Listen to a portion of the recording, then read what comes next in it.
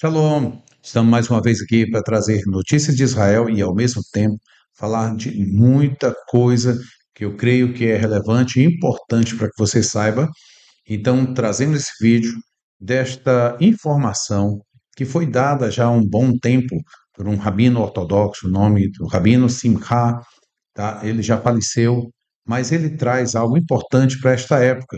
Nós estamos aqui 25 de setembro, logo próximo a uma festa e celebração em Israel, que é de Rosh Hashanah, cabeça do ano. E na palavra, lá em Vaikra, em Levítico, ele é chamado como o dia do toque, Yom Teruah. Por quê? É o toque do shofar. E aí nós temos que entender algo que estamos assistindo ou participando mesmo com nossas orações em favor de Israel, porque o que está acontecendo hoje no mundo, em Israel, principalmente ali no Oriente Médio, onde todos os olhos, né, os olhos do mundo inteiro estão ali fitos, nós devemos realmente observar, porque o relógio de Deus, mais uma vez nós vamos falar sobre isso, o relógio de Deus vem de Israel. Então, no vídeo de hoje nós vamos tratar este assunto e espero que você possa se inscrever se não for inscrito, dar o seu like, compartilhar, faça isso para pessoas que você ama, porque eu sei que isso fará diferença na vida delas, tá certo? E se quiser se tornar membro do nosso canal, você vai aí no botãozinho Seja Membro, se torne um membro, ajuda o canal e ajuda você também sendo abençoado com outros vídeos que nós temos feito com gravações ao vivo nos nossos estudos que acontecem nas quartas-feiras. Então, não deixe de participar do nosso canal, ok?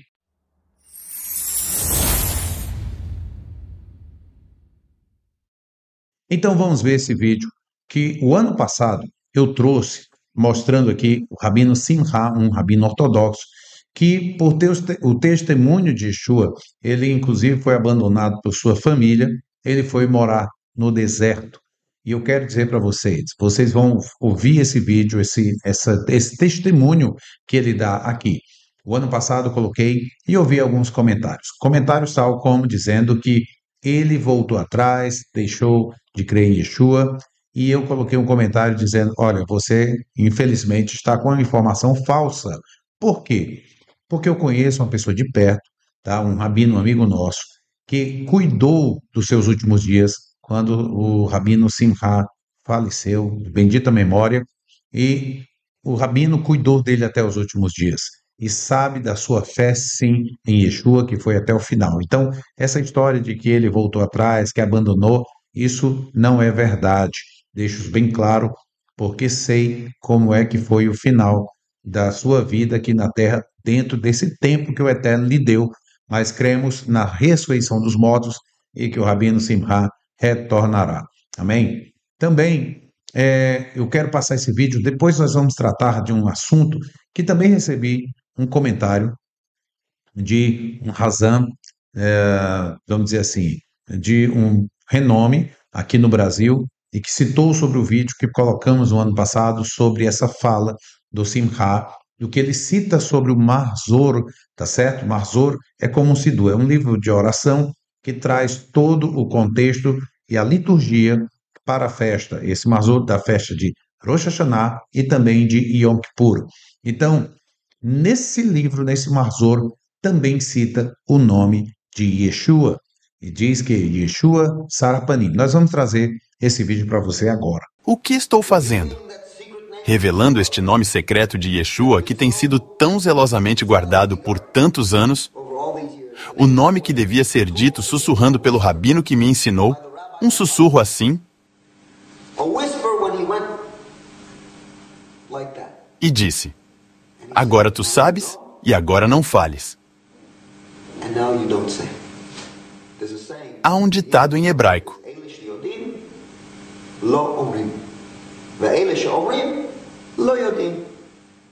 Isso quer dizer, aqueles que sabem não falam e os que falam não sabem. Ok. Agora, tragamos a fiel câmara próxima do meu livro e eu o segurarei. E lhes mostrarei algo. Um muito amável e maravilhoso rabino em Israel, Não mencionarei o seu nome porque não me deu permissão para este vídeo, mas é um presente e posso lhes dizer que é um livro muito kosher. E durante o momento em que se toca o chifre de carneiro, há uma oração que dizemos entre as séries de toques. A primeira série de toque no shofar é chamada Tashrat. É uma sigla em hebraico como OTAN. Bem, aqui nos temos Tashrat, que é Tequiá, Shevarim, Teruá, Tequiá. Não aprofundarei no que significa, só o chamaremos Tashrat. Há um significado muito profundo nele, mas não abordaremos hoje. A oração que dizemos entre a primeira e segunda série de toques que vem aqui é esta que lerei enquanto aponto.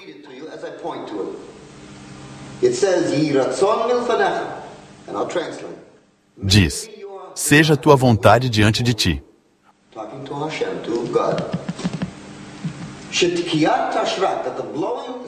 O som do Tashrat que estamos tocando será um entrelaçado no tecido ou nas cortinas do céu pela mão daquele que é responsável, o supervisor. Tartiel é o nome de um dos supervisores angelicais. No mundo celestial, como o nome o qual recebeste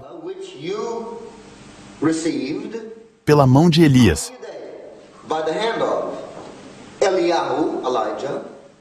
de bendita memória. Prestem muita atenção.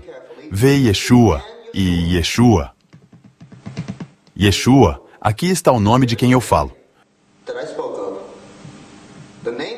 O nome que você recebeu, Yeshua, nós lhe damos um título. Em seguida disto, o título é Sar Hapanim, o príncipe, o ministro da face. Quer dizer da face de Hashem, de Deus. Em outras palavras, este a quem chamam de Yeshua é nada menos que o receptor do título de reflexo do interior da face de Deus.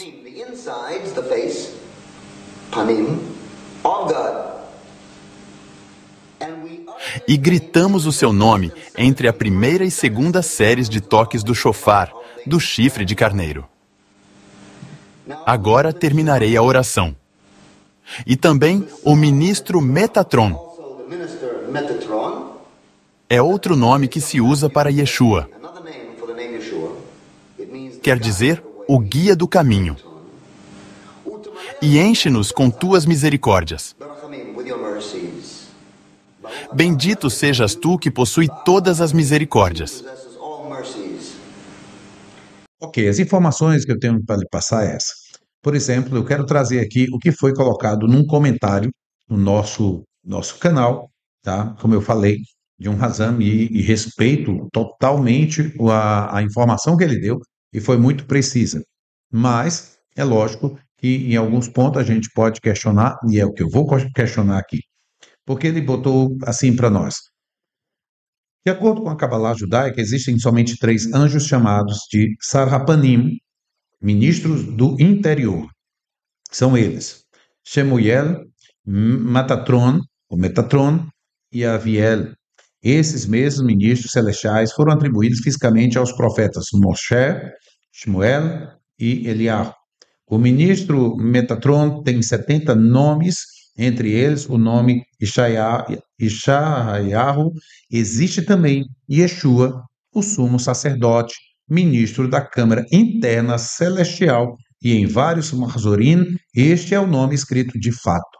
Vou repetir. O que ele disse? Existe também Yeshua, o sumo sacerdote. Sumo sacerdote, ministro da Câmara Interna Celestial, e em vários Mahzorim, este é o nome escrito de fato. Nossos sábios trazem que na época da imprensa dos primeiros Mahzorim, a censura da época alterou o nome de acordo com suas crenças e não poderia ser mudado depois devido ao medo da censura existente. Então aqui é onde entra uma desculpa, por que o nome está ali Yeshua, tá certo? Ele diz que é porque na época da imprensa dos primeiros Masorim, a censura da época alterou o nome de acordo com suas crenças. Censura de quem? Dos cristãos. Vamos deixar aqui uns pensamentos. E de acordo com as suas crenças, e não poderia ser mudado depois devido ao medo da censura existente. Ok. Vou fazer uma pergunta. Por que essa gráfica de um Marsor está acontecendo e com, vamos dizer assim, no contexto participando cristãos? Eu vivi no passado no mundo cristão, vindo de uma denominação chamada presbiteriana, depois passei para uma condição de uma denominação batista e depois ligado principalmente com os pentecostais da Assembleia de Deus. Não estou criticando nenhum desses, mas para você entender que dentro desses movimentos cristãos eu nunca ouvi falar que existia Marsor, nunca sobre essa situação de Yeshua Sarpanim. Nenhum desses contextos, nada. E olha, eu fiz também seminário de teologia cristã e nunca me foi passado essas informações. No cristianismo, há sim citado um dos livros de forma pejorativa, colocando críticas, né, e incredulidade a respeito do Talmud. Esse é mais falado. Mas sobre Sidur, Mazor ou qualquer outra coisa, um livro judaico não é tocado nesse assunto. E segundo, um cristão quer se manifestando dentro de uma única vez, porque cadê o nome de Yeshua em outros materiais judaicos? Não há nenhum apelo a botar o nome de Yeshua no Sidur ou mesmo em qualquer outro livro. Então, como haveria essa crítica? Como haveria essa colocação da mão cristã no Mazor apenas neste ponto? Ok? E ainda tem algo que é citado aqui que também vai, vamos dizer assim, ser até meio entrar em conflito com essa afirmativa. Por quê? Veja só o que ele mesmo diz, tá? Mais um ponto. Ele bota aqui, de acordo com o cristianismo, se referir a Yeshua somente como anjo, como uma função específica e única, seria até uma ofensa. Isso mesmo. Então, como é que manteriam, ou isso foi da parte dos cristãos, colocar o nome de Yeshua ali, colocando ele como se fosse apenas um anjo? Ah, não, ele é um sacerdote. Foi isso que eles quiseram fazer. Bem, mas começou se tratando e nós vamos ver, quer dizer, nós vimos agora, dentro do texto do Mazor Askenazi, tá certo? Isso ainda está ainda lá no Sefaria. Eu estou trazendo agora aqui para você essa imagem, que é do Mazor que está no Sefaria, e veja que está aí o nome, Yeshua Sarapanim, entre parênteses, mas também cita ele como disse o Simha, cita ele como sendo Metatron. Então, veja que é um contexto tão judaico que eu pergunto a qualquer cristão que pode estar me assistindo hoje. Você sabia que existia o Marzor? Você sabia que existia o nome de Yeshua dentro do Marzor? E dentro aí do toque do shofar, já que cristão nenhum toca shofar, por que que eles iriam se intrometer na imprensa e ainda fazer uma censura? Tá? Isso é muito estranho e essa informação ela deixa muitas perguntas. Então, assim, não estou dizendo que o nosso irmão está faltando com a verdade de jeito nenhum. Essa história é uma história que é contada realmente, mas nós podemos pensar, nós podemos questionar e trazer essa questão aqui. Por quê? Porque, na verdade, quem já viveu no mundo cristão sabe que não há nenhum entendimento do cristianismo como Arzor.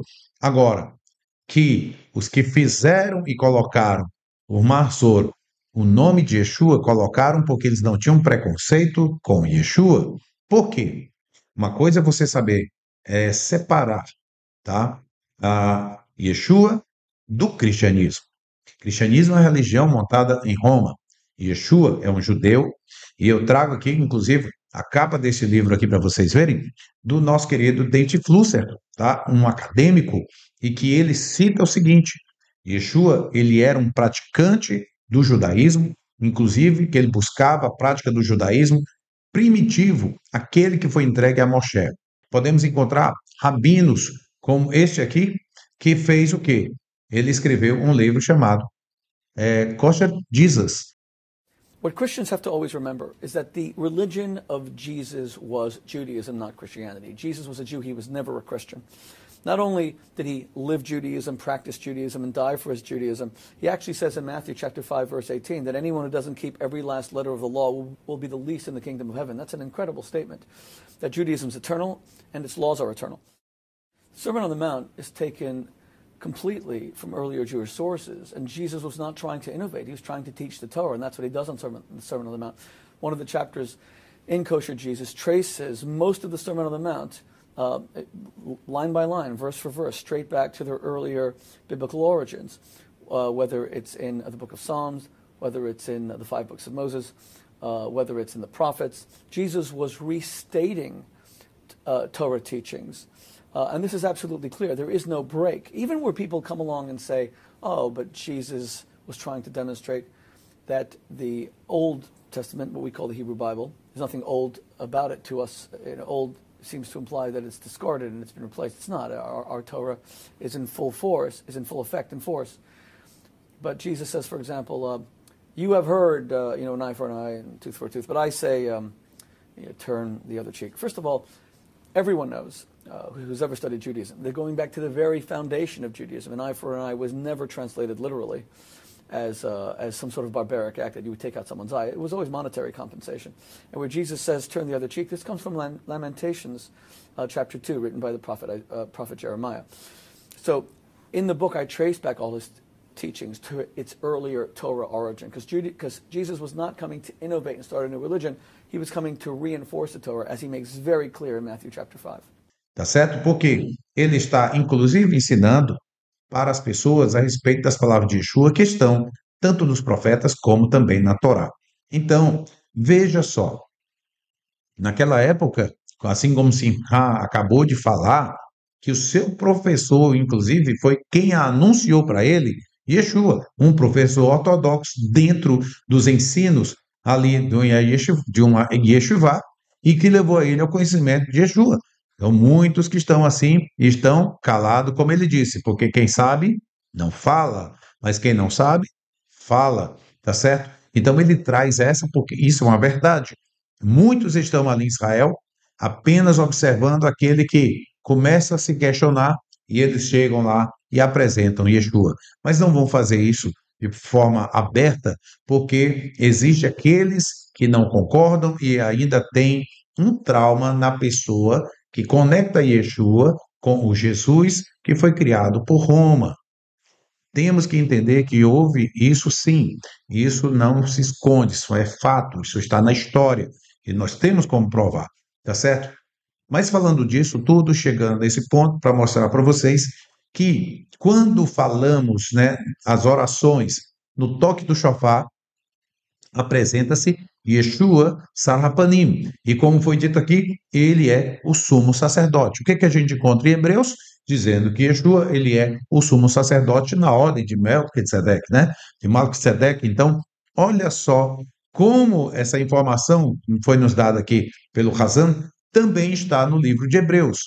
Agora, pense bem, o que é que está acontecendo hoje? A pergunta que eu faço para você é, como é que você acha que esse conflito de Israel hoje está envolvido vai terminar? Me diga o que é que você pensa. Quando é que vai isso parar? Você acha que Israel vai chegar e vai fazer a bandeira branca e dizer assim, tá bom, desistimos da guerra e podem nos destruir? Jamais.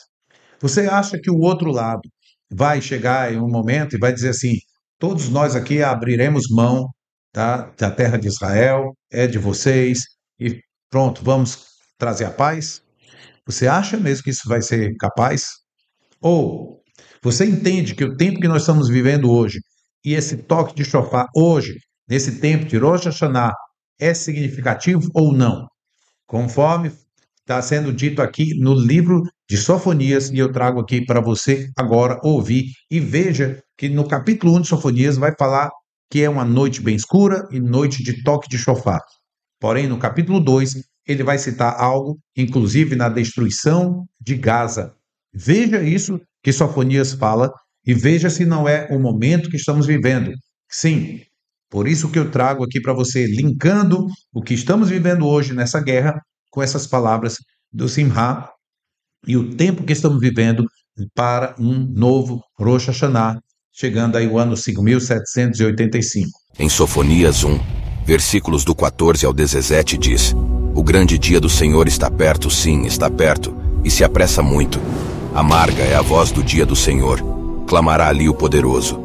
Aquele dia será um dia de indignação, dia de tribulação e de angústia, dia de alvoroço e de assolação, dia de trevas e de escuridão, dia de nuvens e de densas trevas, dia de trombeta e de alarido contra as cidades fortificadas e contra as torres altas. E angustiarei os homens, que andarão como cegos, porque pecaram contra o Senhor. E o seu sangue se derramará como pó, e a sua carne será como esterco. E ainda no capítulo 2, dos versos 3 ao 5, também diz: Buscai ao Senhor, vós todos os mansos da terra, que tendes posto por obra o seu juízo. Buscai a justiça, buscai a mansidão. Pode ser que sejais escondidos no dia da ira do Senhor. Porque Gaza será desamparada, e Ascalon assolada. Ashdod ao meio-dia será expelida, e Ecrom será desarraigada. Ai dos habitantes da costa do mar, a nação dos quereteus. A palavra do Senhor será contra vós, ó Canaã, terra dos filisteus, e eu vos destruirei até que não haja morador.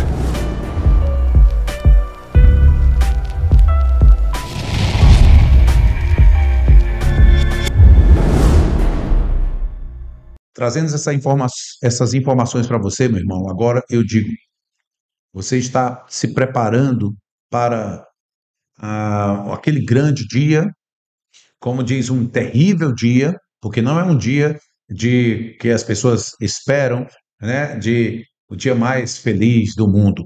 Não, não é. Por isso que a palavra chama o dia terrível, tá? É um dia pesado, porque com a chegada de Mashiach, muita coisa terrível nessa natureza vai acontecer para haver uma renovação. E nós cremos assim, e nós sabemos disso. O próprio livro de Ezequiel, no capítulo 38 e 39, vai falar de tremores de terra ao ponto que as ilhas vão desaparecer e as montanhas vão ficar planas. Então imagina o que vai acontecer com essa terra. Saraiva de fogo, guerras, a situação está esquentando. Veja isso, eu posso dizer para você. Você vê hoje conflitos que estão acontecendo ali com Rússia e Ucrânia, aqui no Oriente Médio, e você vê que tem outras guerras que não são faladas. Mas isso tudo pode, de um momento para outro, se tornar algo global. E nós podemos observar que Israel hoje está contando com as nossas orações, está contando com o nosso apoio.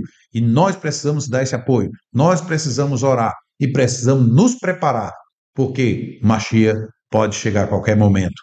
E nós cremos assim e esperamos por esse dia. Que o Eterno te abençoe e te encha de esperança.